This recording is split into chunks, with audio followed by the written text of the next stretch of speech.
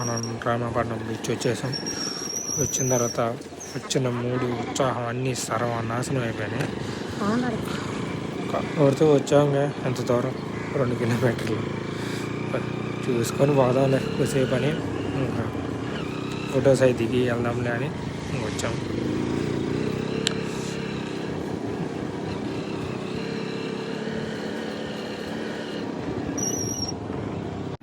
మా వాడైతే దిగక ముందే ఫోటోల మీద ఫోటోలు, వీడియోల మీద వీడియోలు చేస్తున్నాడు. మా వాడు సినిమాటిక్ కెమెరా మ్యాన్ చంపేస్తున్నాడు.